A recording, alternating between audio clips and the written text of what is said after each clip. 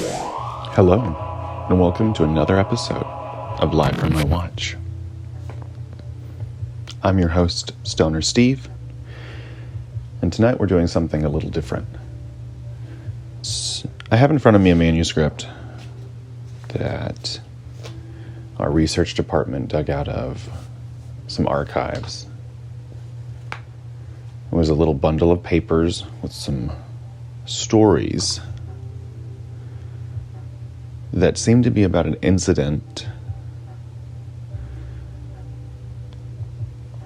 that takes place here on Earth sometime in the future, start of the next millennium.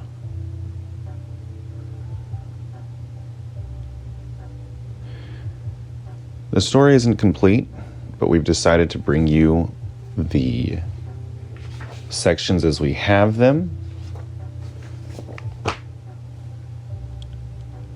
This first story that I'm going to read here, it takes place in the year 2995. The location is the human capital city on Mars. It's about a young Drafnir is the species. It's a shape-shifting species. And Sage is a recruit into the Royal Army of Mars. We're not told what the bigger setting for this story is. So we just have to take it as a sort of moment out of time right now until we can piece these together. Let's get started. Night in the city was nothing like Sage had ever seen before. Electric lights glowed brightly from overhead, bouncing off the red stone streets and casting the bustling crowds in a two-tone light that was alluring. Growing up in a mountain fortress, he was accustomed to living by firelight, since his species could produce their own so easily. And he had childhood memories of running up and down stone halls lined with torches. Despite the ample fire, his family's home had often felt damp and smelled of cave moss, something he was excited to be away from. The weather was almost always perfect in the capital due to the invisible power field arching over the city center. The protective shield had originally been built of glass and steel, but was expanded as technology tried to keep up with the population. Most of the city structures were built low to provide room for vehicles to travel above them, but still remain within the shield. The tallest buildings Sage had seen were only 3 or 4 stories tall. He wondered if the inhabitants ever felt trapped in their living quarters. The dorm room that he now shared with 3 other recruits was certainly smaller than they were used to. Even in his human form, Sage and his fellow Drafnir recruits were tall by human standards, well over 6 feet. When the military doctor had given him a physical, Sage stood at 6 feet 7 inches and weighed over 200 pounds. He was among the tallest of the Drafnir recruits, but not by much. He was also one of the youngest. 200 years old, but his species regularly lives till 1,000. So he's about 20 years old in human years, and looks it when he's in human form. As a group, Sage and his peers had a formidable presence, towering over most of the other people they passed. A crowd parted around them as they walked through the city marketplace, like a school of fish avoiding a larger predator. Sage felt a squirmy feeling in his gut when he noticed the effect their presence was having on the crowd. The posturing of the other Drafnirs was making him uncomfortable. They strode through the busy streets with a cocky bluster that Sage was sure would lead them into trouble. He grunted as he bumped into the girl in front of him. The group had stopped walking.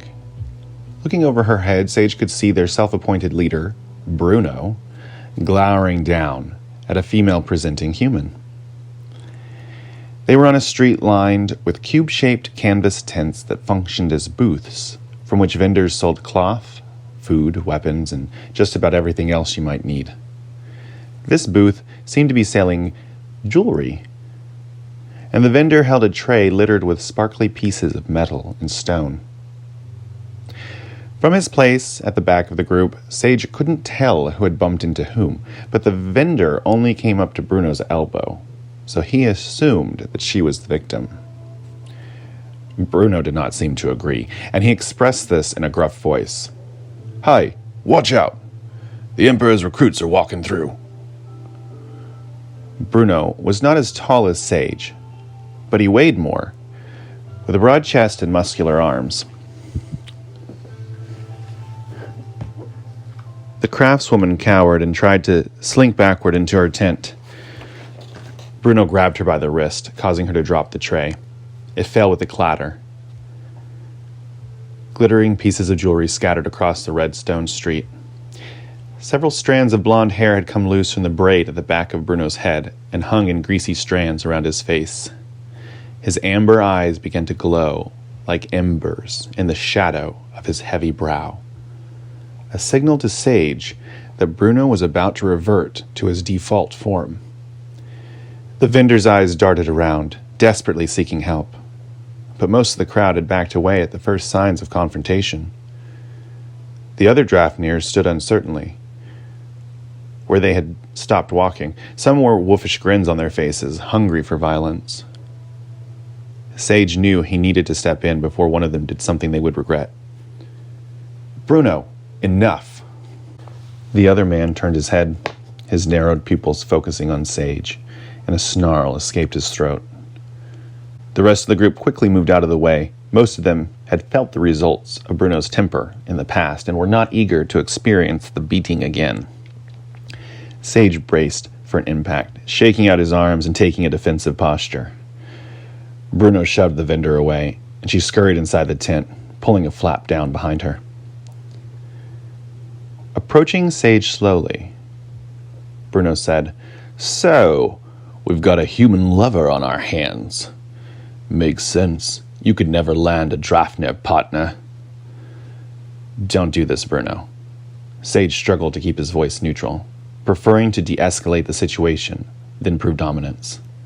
A Drafnir fight would decimate the street and almost certainly result in a dishonorable discharge, or worse.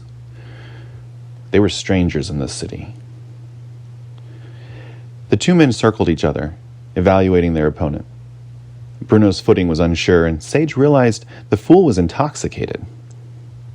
"You've always thought you were better than us," Bruno sneered. "You're drunk. Let's just get something to eat and go back to the dorms." Bruno laughed mockingly, looking around at the others. A few joined in, jeering at Sage. Bruno straightened up and slapped a large hand against his chest. "You can't run away any longer, runt. Tonight, you bleed." Sage braced for an impact. The jeering of his peers grew quiet as he zoned them out, focusing only on his opponent. This was the Drafnir way, taught to him by his grandfather. Focus, control. Through the quiet, he heard a whistling sound, and something tickled his left ear. Thwip! The sound was so soft, Bruno did not register it. But Sage saw a change in his face. They both looked down to find a narrow, turquoise-colored rod sticking out of Bruno's thick thigh. All along its surface, tiny barbs curled backwards toward the single red feather attached to the end. Instinctively, the man reached down and grasped the object, intending to pull it out. The barbs caught in his flesh, and he roared in pain, "Ugh!" yanking his hand away. The skin on his palm had torn, and blood began to form tiny dots everywhere the sharp, hook-like protrusions had touched. The torn fabric of his uniform began to turn purple around the puncture as blood trickled from the wound. "I've been shot!" He stumbled backward, knocking a few of the other soldiers to the ground. Sage spun in a circle, looking for the archer. The attack had been so stealthy that the crowd of onlookers had yet to notice or react. Sage was looking for a moving figure, someone trying to get away, and spotted them dashing along the roof of a low-lying building. The figure wore loose clothing and a hood which effectively disguised their physical appearance, but there was a quiver of arrows strapped to their back. Sage began to run in the direction of the figure. The figure had paused on the edge of the roof, turning their head. Then they jumped out of sight. It couldn't have been more than 20 feet away, but by the time he had reached the alley, between the buildings, the figure was gone. He looked behind a dumpster and startled a small furry creature, rummaging for dinner. The creature let out a high-pitched shriek, "Eek!" and purple spikes appeared out of the blue fur that covered its body. Sage wasn't sure what defensive tactics the creature was capable of, but those purple spikes did not look like something he wanted impaled in his skin. "Sorry, little one." The tall young man backed away slowly. He took one last look down the alley before turning and running back to his comrades. Bruno sat on the ground, leaning against a red stone wall with his injured leg stretched out in front of him. The other Drafnir stood in a protective semicircle, casting wary glances around at the crowd. The frightened vendor had not reappeared, and her tent remained closed. The rest of the crowd had returned to their business and moved around the market as if nothing had happened. Apparently, altercations between species were not as surprising to them as Sage would have assumed. "Where were you?" a female recruit named Lucy asked Sage as he approached. "I saw the archer." He felt the eyes of his peers turn to him in interest. "But they got away." "Sounds about right," someone grumbled under their breath. Sage chose to ignore the jab and addressed Bruno. "How do you feel?" "Like I've been shot by a barbed arrow. How do you think?" "We need to get you to the infirmary at base camp." "Great. We're going to be in so much trouble," Lucy grumbled. "Why? I was attacked, remember?" "You were only attacked because you were harassing that vendor." Bruno's expression darkened and his eyes glowed faintly. In a low, threatening voice, he growled, "That was self-defense. Everyone saw her coming after me with that heavy tray." His tone became less threatening. He feigned helplessness. I think it might have been a coup."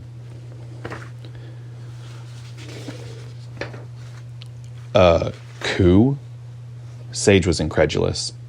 "Against a bunch of recruits?" "People don't like us, Sage," Lucy said, as if it were logical evidence for Bruno's fabrication. "Haven't you noticed they've been treating us differently since we arrived?" A few of the other Drafnirs echoed her in agreement, but Sage shook his head. He remained silent, clearly outnumbered, and looked around the busy marketplace. Species from all over the galaxy were here. Was it possible that the Drafnirs would be singled out and harassed? It seemed unlikely to him, but it was the mindset that he had been raised with. Hostilities from the human war still echoed in the minds of their elders, and it was hard for some of his peers to distance themselves from that way of thinking. Hostilities from the human war still echoed in the minds of their elders, and it was hard for some of his peers to distance themselves from that way of thinking. Sage wanted to believe the old prejudices were dead, and the thought of a conspiracy against them, against his whole people, seemed unbelievable. We're going to take a short break. Please don't listen to me, at least not only me.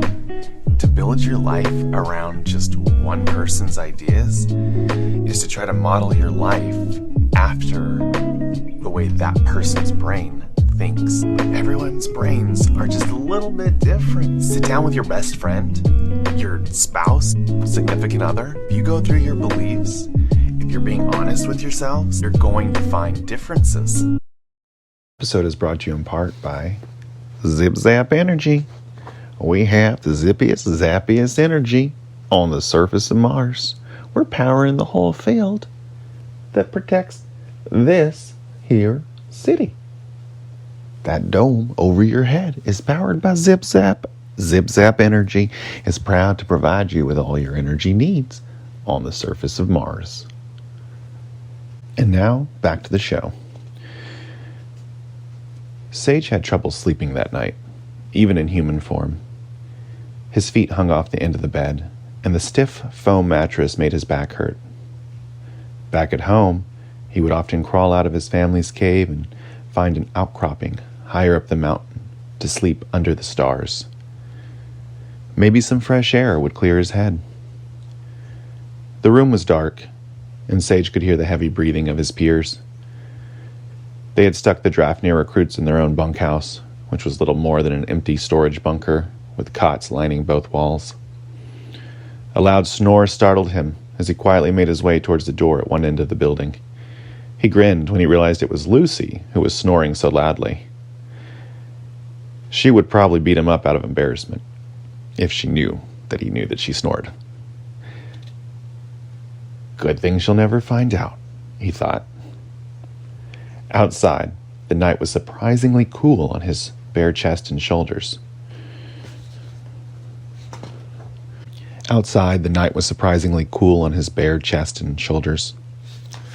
The moonlight reflected off his pale skin, highlighting the contrast made by the bold blue patterns that curled organically across his torso, circling around his back and down his legs.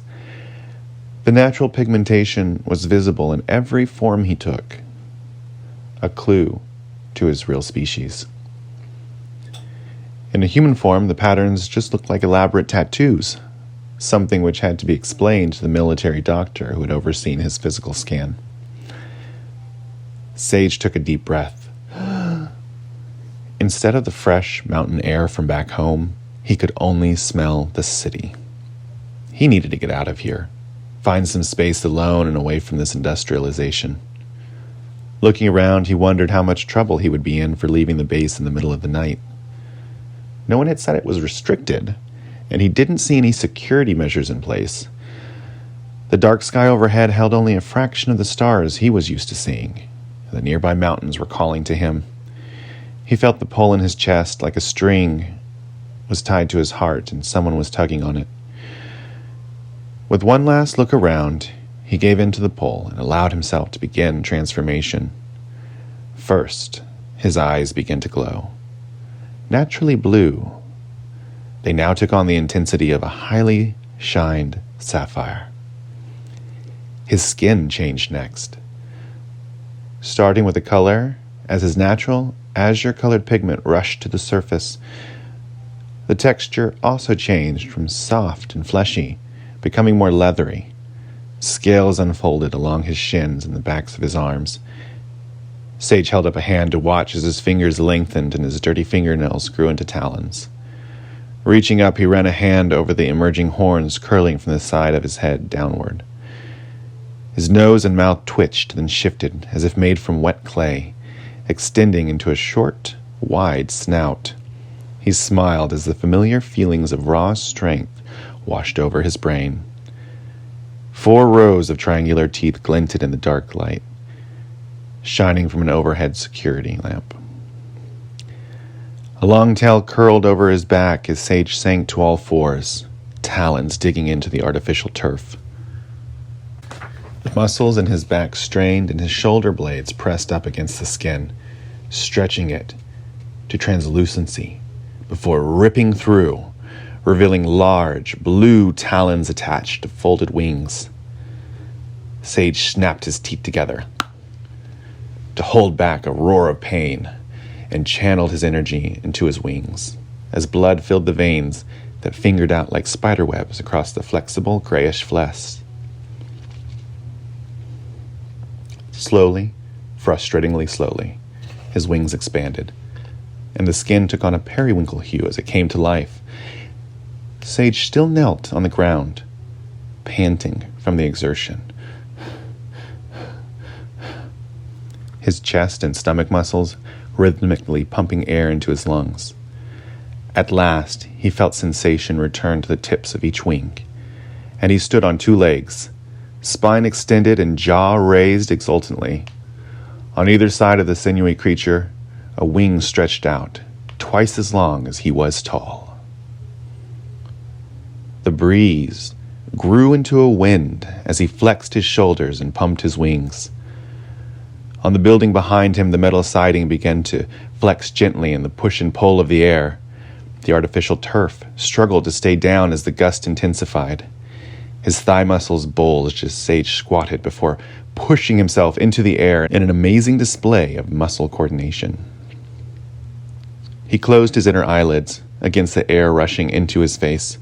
A contented smile spread across his fierce visage, making the monster look like a puppy. For the first time in a few weeks, Sage felt relaxed and at peace. It was hard to find alone time on a military base, and the constant company had been wearing on him. Today's incident at the market had been his breaking point. Part of him was glad Bruno got shot in the leg, after all. He had been acting like a dick.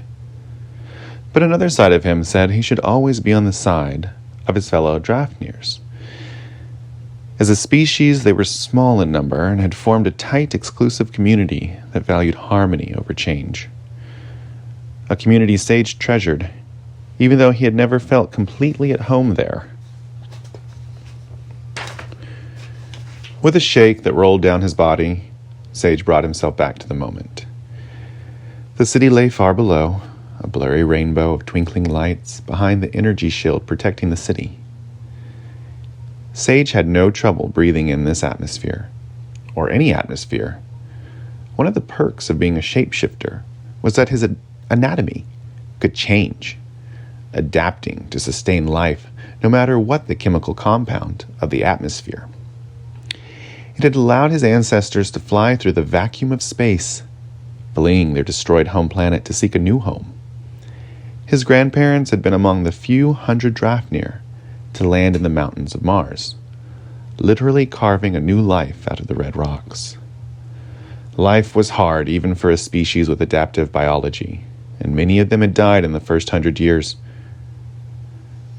Later, the war with the humans had cost even more lives before the Emperor declared a ceasefire and created a treaty between the species. And that concludes this text. I've been StonerSteve. I hope you've enjoyed this special episode of Live from My Watch. If you did, please leave a comment or review if you're listening on iTunes or Google Podcast, Pandora. I see you. Thanks for listening, wherever you're listening from. I think we're going to bring a few more of these stories that we've found to the air. See if we can get some kind of narrative out of them in the weeks ahead. So make sure you're subscribed. Until next time, I've been StonerSteve, taking you on this journey to the surface of Mars in 2995. Until next time, I'll see you later. Bye.